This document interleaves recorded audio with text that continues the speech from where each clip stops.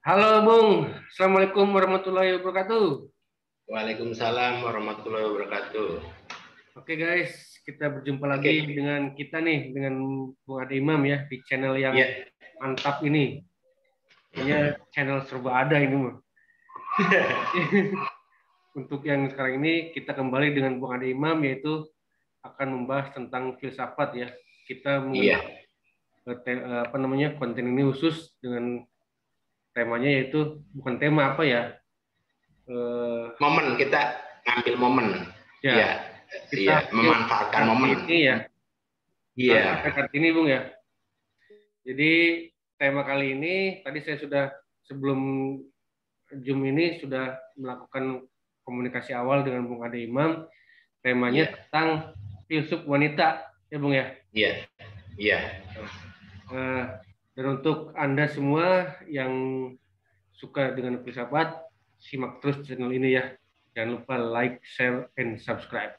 Oke, Bung Ade Imam, silakan untuk diawali dengan apa namanya konten ini untuk diperkenalkan kepada publik tentang filsuf wanita.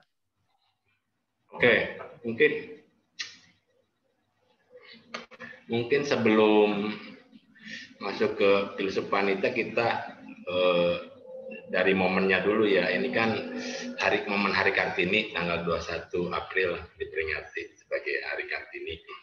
Nah, kita mungkin akan bahas dulu tentang Kartininya dulu gitu ya. Oh iya iya. Bisa jadi kita bisa bisa sebut juga Kartini sebagai seorang pemikir walaupun bukan dalam tahapan filsuf gitu, tapi dia kan pemikir, artinya dia sudah berani menemukan pemikiran sendiri untuk mendobrak situasi pada saat itu, karena kan yang dominasi gender pada waktu itu kan emang didominasi oleh pihak laki-laki ya. Dia berani mendobrak, dia seorang perempuan berani berbicara tentang kebebasan berpendapat seperti itu. Kita bisa mengetahui cerita Kartini kan dari ada buku apa sih, Habis Gelap Terbitlah Terang, nah itu kan itu kumpulan surat Kartini dengan seorang sahabatnya dari Belanda, itu surat menyeret korespondensi gitu dengan sahabatnya yang dari Belanda. Nah, itu dari surat-surat itu kita mengetahui arah jalan pikiran Kartini seperti itu. Yeah. Kita juga bisa tahu riwayat Kartini dari buku ini, Bung Indra, dari buku Pramudia Anantatur. Dia menulis buku juga tentang Kartini, khusus ada 2 jilid. Judulnya tuh Panggil Aku Kartini Saja, judulnya tuh. Nah, artinya dari judul ini itu sudah jelas ya bahwa Kartini memang dia kan seorang bangsa dari keluarga priayi. Yeah. Dari judul buku Pram itu kita mengetahui ya, Panggil Aku Kartini Saja, artinya manggilnya dengan hanya nama tanpa embel-embel kebangsawan. Iya, kepriayiannya atau kebangsawan. Nah, ini dari sini juga ini semangat. Sebenarnya kalau semangat kesamaan, kebebasan itu sebenarnya asal muasalnya kan dari revolusi Prancis. Revolusi Prancis itu meletus dengan semboyan equality, liberty, dan fraternity. Liberty kebebasan, equality persamaan, fraternity persaudaraan. Nah, ini semangat ini yang diusung Kartini gitu, seperti itu. Iya. Jadi artinya sebenarnya ada relevansinya juga kita membahas filsafat di Hari Kartini gitu, karena dengan dalam batas tertentu kita bisa katakan Kartini juga seorang filsuf gitu, karena dia pemikir gitu ya. Karena filsafat ilmu berpikir, Bung ya. Iya, karena dia ilmu berpikir seperti itu. Jadi kaitan dengan Kartini seperti itu. Oke. Kita lanjut saja ya. Kalau itu, Bung, terus berarti ada yang nama apa nih? Apa namanya? Jadi Kartini ini bisa disebut filsuf juga ya sebetulnya? Iya. Dalam batas tertentu ya. Dalam batas tertentu karena dia sudah menggunakan pemikirannya seperti yang di konten sebelumnya kan, batasan definisi filsafat sendiri kan berpikir radikal, komprehensif, dan kritis kan. Nah ini dari ketiga definisi filsafat ini di Kartini ada gitu ketiganya. Kartini berpikir komprehensif, kritis juga mengkritisi keadaan dia kan, keadaan lingkungan sekitarnya seperti itu. Bung, ini sebelum melangkah ke filsuf wanita nih ya dunia. Saya suka penasaran nih dengan istilah yang pertama filsafat, yang kedua tasawuf. Kalau filsafat berarti kan disebutnya filsuf ya orangnya ya. Iya benar. Kalau tasawuf itu sufi berarti kan. Iya benar-benar. Nah, itu perbedaan antara tasawuf dengan filsafat itu apa Bung kira-kira Bung? Sufi dengan filsuf ini. Iya.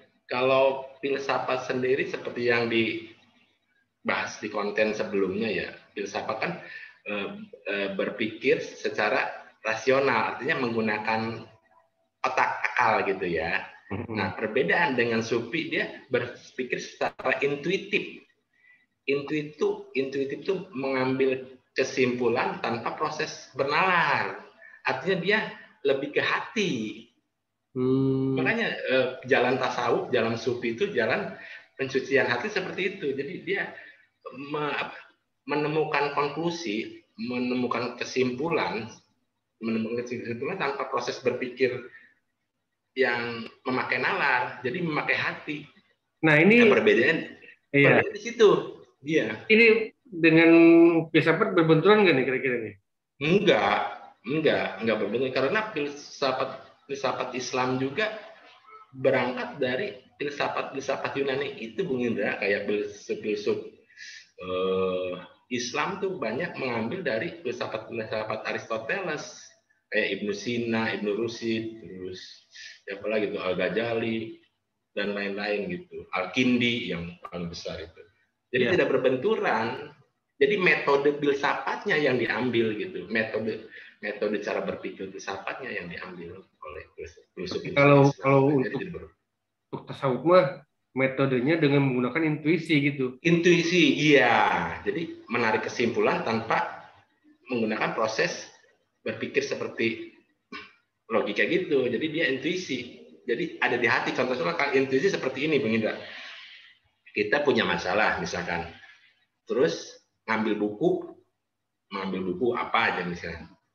Nah, ini yang jalan sih pas baca buku itu, nah jawaban masalah kita ada di buku itu. Kadang-kadang suka gitu nggak, Bang Indra? Atau misalkan ngambil Al-Qur'an apa-apa, terus buka di halaman sembarang aja, halaman berapa aja, terus ketemu ayat. Nah, itu kadang-kadang jawaban atas masalah kita ada di situ. Nah, itu proses berpikir intuisi. Jadi tanpa melakukan penalaran gitu. Tapi nggak dikatakan cacat logika, nggak? Logika fallacy. Ya bisa dikatakan cacat logika. Enggak, karena intuisi.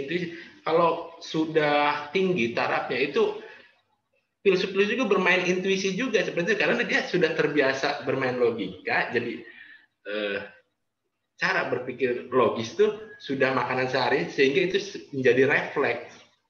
Jadi timbulnya ke intuisi gitu. Seperti itu. Malah tahapan tertinggi di intuisi tersebut gitu. Seperti itu. Jadi perbedaan sufi dengan jalan tasawuf gitu, dengan filsafat dengan jalan logika seperti itu. Jadi logika dengan cara nalar berpikir, mengambil kesimpulannya yang seperti Aristoteles, logika tradisional Aristoteles itu. Nah, kalau sufi dengan tasawuf itu memakai intuisi, itu perbedaannya, Bung Indra. Seperti itu. Sufi juga, ini kebetulan nih kita di hari Kartini ya. Kartini artinya perempuan kan ya, wanita ya. Iya, benar. Ya. Ada sufi juga, ada yang wanita tuh kalau nggak salah. Nah, coba Bung Indra ada tahu coba. Rubiah Adawiyah tuh. Sufi. Oh iya. Sufi wanita. Dia beliau ini yang membuat syair itu. Ilah tulil firdausi ala itu. Oh iya. Akwa ala nari jahimin. Jadi bukan ahli surga, tapi saya tidak kuat di neraka. Itu pernyataan yang populer itu dari Oh, iya. Itu Adawiyah. biasa. Oh, Iya itu. iya. Kemudian Ya, itu juga biasanya. itu apa namanya Siti Maryam tuh kalau Mm, kalau di orang umat Kristen mah, apa namanya iya. Siti Maryam itu Bunda Maria ya. Iya, Nah, tapi kan kalau versi Islam mah Siti Maryam itu juga seorang iya, sufi itu bu, iya, iya, itu wanita iya, itu iya. ya Ya, secara Islam oh iya. wanita itu. Ya justru itu malah lebih cocok, artinya jalan sufi dengan jalan tasawuf itu yang melakukannya wanita lebih ini karena kan intuisi lebih ke perasaan, lebih ke hati, sedangkan wanita kan hatinya lebih lembut gitu, artinya lebih dengan perasaan kan, itu malah lebih abdol, lebih cocok lagi itu kalau seperti itu. Tapi kadang-kadang wanita juga susah dimengerti bu, dan nggak mau ngerti. Iya, karena kan kita mengerti pakai pikiran. Iya, mereka Kalau pakai itu hati. harusnya pakai perasaan. Iya, bisa di situ. Oke, seperti itu. Iya, benar-benar. Nah, Bung, Berarti balik lagi ke Kartini, hari Kartini ya, gitu ya. kaitannya. Ini ada pertanyaan nih. Apakah pemikiran Kartini ini masih relevan dengan hari ini gitu? Masih jadi semangat semangat egalit gender ya, Aduh, sinyalnya nih. budaya gimana? Sinyal, klep. Oh iya, your internet connection unstable, tidak stabil. Ya. Udah kedengeran lagi. Ya, coba bisa diulang, Bung. Ya, relevansi pemikiran Kartini ya, itu sangat relevan di era milenial ini karena jadi menuntut persamaan hak walaupun gender berbeda kan, laki-laki perempuan, sedangkan kan kita tahu sendiri kita menganut sistem patriarki itu yang dominan tuh dari pihak laki-laki gitu, seperti itu. Jadi seperti itu. Jadi sangat relevan karena itu termasuk sudah pemikiran yang progresif, sudah maju gitu. Sudah maju.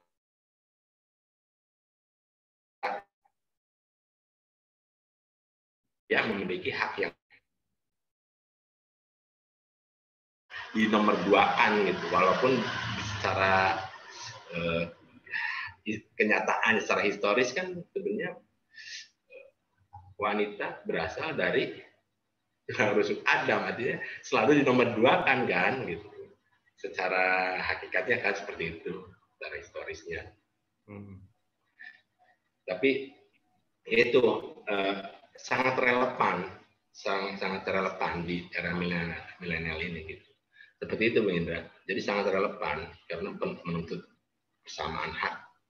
Jadi tidak dibeda-bedakan karena wanita maka dibedakan, tidak seperti itu. Kenyataannya kan sekarang seperti itu, sangat relevan. Ya, justru kesalahannya peringatan Hari Kartini hanya diperingati secara seremonial, bukan kita ngambil semangatnya gitu kan. Harusnya kan semangat berpikir Kartini yang diwarisi, bukan Hari Kartini lantas pakai kebaya, bukan itu sebetulnya. Justru semangat bagaimana menjalankan pemikiran-pemikiran Kartini itu dalam kehidupan sehari-hari. Iya, itu melampaui zamannya di waktu itu Kartini gitu. Nah, justru wanita sekarang juga harus seperti itu, berpikir harus melampaui zaman gitu, supaya kita lebih visioner, bisa melihat ke depan gitu, seperti itu. Oke Bung, kembali ke ini nih Bung, filsafat wanita nih, filsuf wanita. Saya udah nggak sabar lagi nih karena ini tema tentang filsafat, kebahasan filsafat. Apa namanya buat filsuf wanita, bisa diceritakan Bung siapa aja? pemikirannya siapa gitu? Oke, untuk tingkat dunia ya, untuk tingkat banyak filsuf wanita juga. Yang kemarin kan semuanya laki-laki ya. Berhubung hari Kartini momennya pas, maka hari ini kita bahasanya filsuf wanita ya. Di antaranya Simone de Beauvoir. Nah itu tuh pengarang The Second Sex. Kebetulan saya juga punya bukunya gitu. Terus Hannah Arendt, Philip Harry Taylor Mill. Nah ini Harry Taylor Mill itu istrinya John Stuart Mill.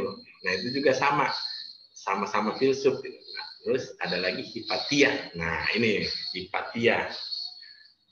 Nah, hari ini saya mau bahas Hypatia. Hypatia tuh dia filsuf pertama wanita. Filsuf pertama wanita ya. Sebutnya Hypatia of the Alexandria. Jadi Hypatia dari Alexandria, kota Alexandria gitu. Zaman siapa tuh? Zamannya. Gimana? Zaman siapa dia hidup? Zaman. Ya, oke. Saya itu aja riwayat singkatnya ya. Dia lahir sekitar 370 Masehi. Udah Masehi. Udah bukan sebelum Masehi lagi ya, 370 Masehi. Oh iya. Di Alexandria di Mesir. Nah, waktu Kekaisaran Romawi. Dia selain filsuf juga matematikawan, jadi ahli matematika.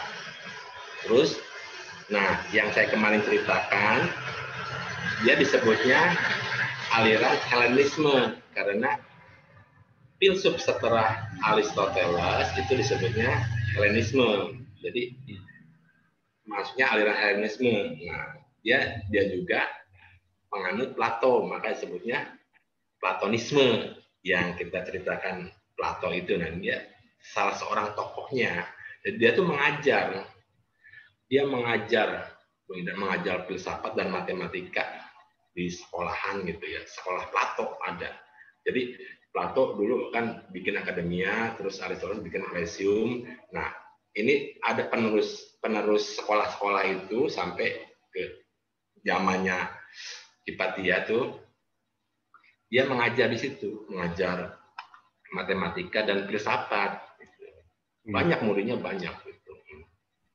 Banyak muridnya. Nah, ini kalau mau lebih jelas, itu ada film yang membahas tentang Hypatia. Film itu judulnya Agora. Film Agora. Film tahun 2000 ya. Agora nanti Bung Iri coba cari ya.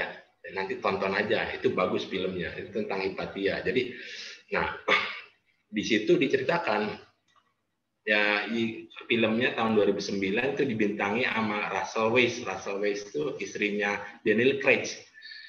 Bu Ina pernah nonton film James Bond Casino Royale? Nah itu setelah Pierce Brosnan kan yang tokoh itunya apa yang James Bond-nya ganti Daniel Craig. Nah itu suaminya itu. Ya, di film itu diceritakan gini. Jadi intinya Hypatia kan seorang filsuf. Nah, sedangkan Kekaisaran Romawi itu sebetulnya aslinya itu masalah agama. Cuman saya nanti saya kemas berbeda aja ya, kekuasaan ya. Saya nyebutnya kekuasaan. Jadi ada pertentangan antara filsafat yang dibawa Hypatia dengan penguasa gitu. Nah ini berbenturan. Salah satunya yang satu matahari sebagai bulan sebagai orbit, itu sebagai pusat tata surya, yang satunya ini kan berbeda pendapat gitu. Nah ini satu ini, terus di samping itu juga banyak pernyataan-pernyataan yang berbeda dengan penguasa gitu. Jadi oleh penguasa, Hypatia yang mewakili filsafat, seorang filsuf mewakili filsafat, nah itu dibunuh gitu. Jadi diceritakan di film itu dibunuh secara keji lah. Jadi ditarik, dilemparin batu, terus dikuliti tuh badannya, dimutilasi gitu. Seperti itu. Jadi Nah itu awal itu apa pertentangan tuh bukan hanya dari Sokrates ya dengan penguasa filsafat. Sokrates kan berkuasa Berarti memang kalau juga benar. orang-orang filsafat sering bertentangan dengan penguasa ya? Iya. Kenapa? Karena dia berpikirnya bukan berpikir permukaan, bukan tataran permukaan, karena dia berpikir ke akar-akarnya. Jadi mencari kebenaran kan kalau penguasa mencari kemenangan.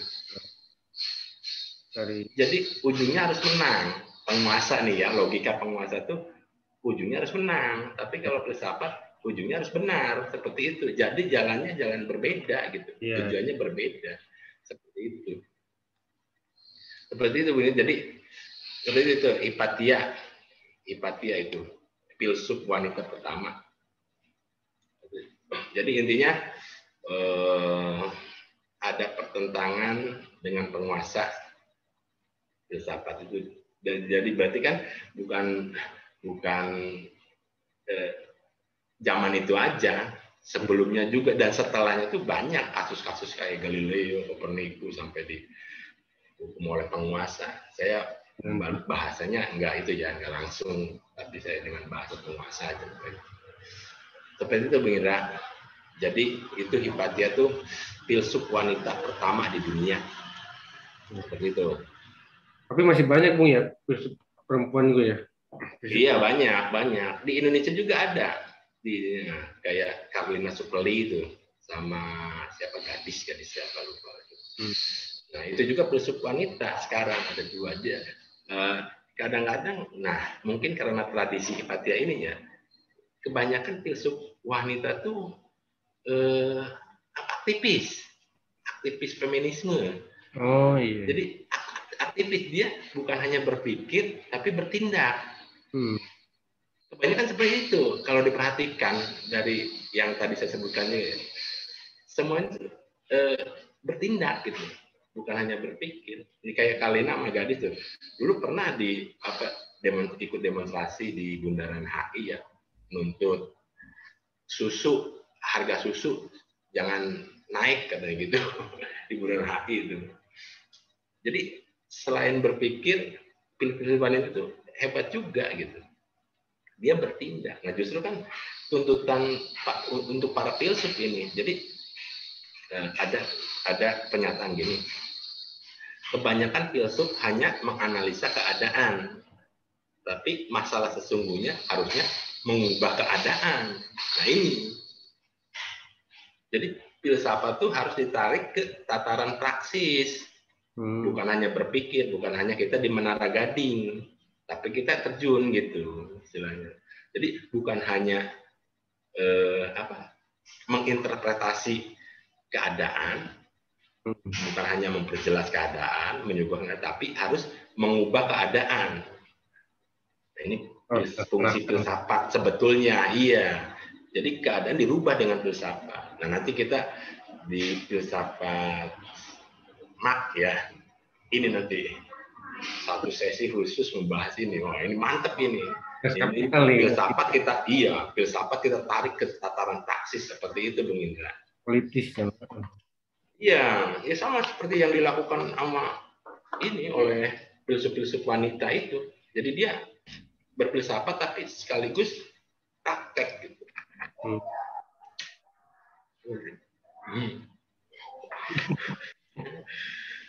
Sambil nunggu sahur. Menarik nih bicara tentang wanita. Iya wanita. Iya kedudukan wanita juga di Al-Quran ditinggikan ya Bung Indra. Coba apa tuh yang Nabi waktu siapa yang dihormati gitu kan seperti itu. Iya. Jadi ini masih dalam semangat Kartini. Iya. Itu ada yang nanya. Gimana tuh Bung Indra? Iya. Iya Rasul siapa yang harus? Ya, coba. Rasul menjawab ibumu. Gitu. Tanya lagi. Siapa lagi? Ibumu. Iya. Siapa lagi? Ibumu. Nah itu Rasulullah sampai 3 kali tuh menyebutkan ibumu. Ketika ditanya lagi terakhir yang keempat baru bapakmu. Gitu. Jadi ibu itu begitu diagungkan di Iya, perempuan iya benar. dalam Islam itu. Iya benar. Artinya kedudukan seorang wanita di kedudukan sosial seorang wanita itu sangat tinggi karena itu Ya, pemangku kebudayaan kan wanita. iya, Dan bahkan kita juga tidak ada istilah itu gimana? kan, surga di bawah telapak kaki ibu itu, bahkan surga Nah, di bawah telapak kaki ibu kan, iya, wanita. iya benar. Iya, benar seperti itu. Jadi kedudukan wanita benar-benar. Artinya ini kan senapas dengan semangat Kartini, benar nggak? Betul. Senapas. Jadi konsep Islam yang mengagungkan wanita itu senapas dengan pemikiran Kartini. Kartini ingin merubah hidup kaumnya katanya gitu kan. Peririsan. Oh ya ngomong-ngomong, iya senapas itu, senapas juga dengan para filsuf gitu, filsuf wanita. Oh iya ngomong-ngomong itu Kartini nama aslinya siapa katanya? Harum. Iya.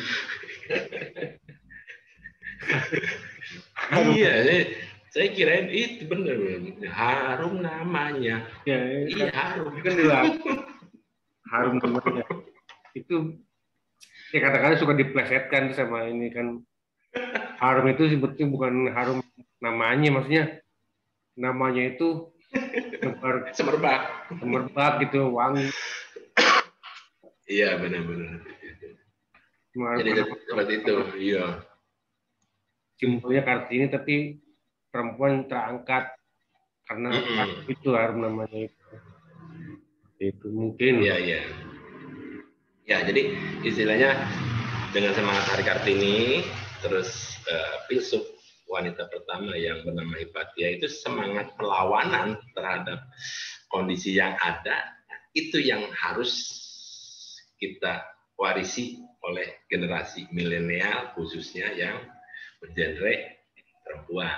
Ya. Jadi semangat di Hari Kartini ini melihat itu Hipatia sampai dibunuh oleh penguasa itu kan mempertahankan pendapatnya, pemikirannya. Iya. Kalau dia mau ikut pemikiran penguasa, selamat. Tapi kan dia tidak. Dia tetap mempertahankan sampai dibunuh, dikuliti, gitu, sampai dimutilasi seperti itu. Jadi semangat-semangat ini, ya. Betul, semangat-semangat Ya. itu terutama untuk kaum yang berjenis perempuan harus itu kan ya. Iya, iya. Nah, untuk kita sendiri sebagai kontraknya perempuan, berarti laki-laki, bagaimana tuh sikap kita? Iya, ya. Seperti itu. Ya, kita kan mensupport, berarti harus mensupport. Artinya gini, kita juga kan tidak terlepas dari perempuan yang melahirkan kita. Melahir dari batu. Iya. Nah, iya harus mensupport dengan mensupport gerakan wanita, gerakan perempuan, pemikiran perempuan. Berarti kita mensupport asal kita gitu. Kita berasal dari seorang perempuan. Iya. Dengan kalau bapak kita tidak jelas, yang jelas kita dari ibu yang itu gitu. Yeah. Ibu kita jelas ibu, karena sarjan kan suami istri nih ada. Nah ini menarik nih. Iya ini teori baru. Iya. Yang jelas tuh kita, yang jelas tuh kita anak dari ibu kita. Iya. Iya. Jelas. Kalau bapak kita yang jelas ibu kita. Iya itu jelas. Iya bapak kita. Iya kita anak dari. Itu secara biologis. Itu jelas. Iya. Kita anak dari ibu kita. Iya. Di itu juga Bung di akte kelahiran tuh. Kalau misalnya ada seorang bayi ya mau bikin akte kelahiran. Iya. Kalau bapaknya nggak ada, atas nama ibunya aja. Iya. Anak dari nyonya. Iya. Nah, itu. Iya. Itu legal. Bukan dari. Iya. Legal. Benar. Kalau ada buku nikahnya baru anak dari si A, si B. Tapi kalau nggak ada kurang lah bapaknya siapa nggak jelas. Itu yang disebutkan nama ibunya aja. Nggak ada nama bapaknya tuh nggak. Iya. Dari seorang perempuan bernama itu. Iya. bayi dari Seorang ibu ini perempuan kan. namanya gitu. Iya. Jadi yang pasti itu ibu kita orang tua tuh. Kalau bapaknya itu real. Ini menarik juga nih. Bapak itu nggak pasti. Kali ini. Tapi kalau lebih dalam. Kalau ibu tuh pasti itu ibu, iya. Karena kita lahir dari ibu kita, bukan dari bapak. Rahim, seorang ibu ya. Makanya kita harus menghormati ibu kita, Bu Ade. Iya, di Hari Kartini ini dengan semangat ini kita harus menghormati, mensupport semua gerakan perempuan yang ada. Menghormati itu bukan hanya pas Hari Kartini aja, atau hari ibu. Ya justru kan kesalahan generasi milenial seperti itu, hanya sebatas seremoni. Iya. Jadi hari ini, iya.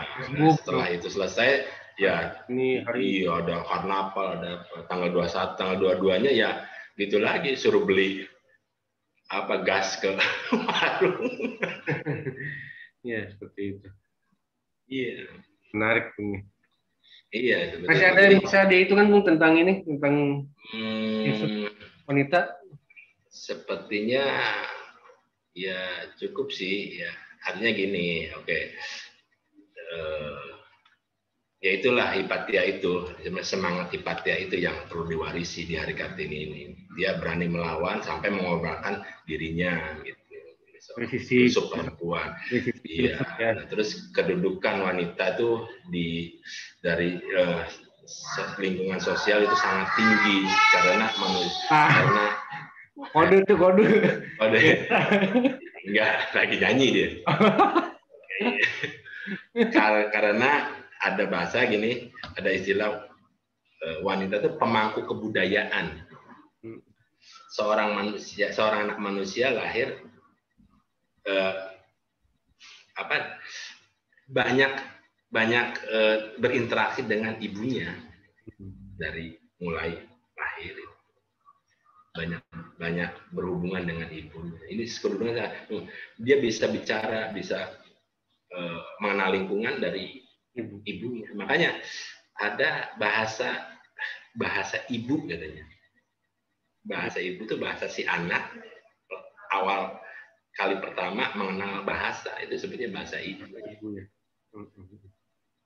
Makanya sebutnya bahasa ibu gitu. Bahasa yang ibunya pakai. Seperti itu, Bung Indra.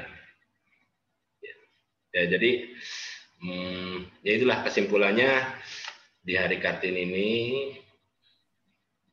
semangatnya yang harus kita warisi gitu, semangat berpikirnya. Ya. Seperti itu sih. Baik, Bu Adinam, terima kasih telah memberikan penjelasan, memberikan ilmu filsafat tentang kali ini, tentang filsuf wanita ya, berkaitan dengan momen yang tepat ya, momen hari ini. Semoga semangatnya dapat diwarisi dan dilaksanakan dalam kehidupan sehari-hari ya, baik oleh terutama kaum perempuan. Iya. Dan kita juga sebagai laki-laki harus mensupport semangat tersebut untuk bisa diajawatakan dalam kehidupan. Terima kasih Bu Ade Imam. Semoga bermanfaat. Dan terakhir, mungkin untuk teman-teman semua, jangan lupa untuk klik like and subscribe. Terima kasih. Assalamualaikum warahmatullahi wabarakatuh. Waalaikumsalam warahmatullahi wabarakatuh.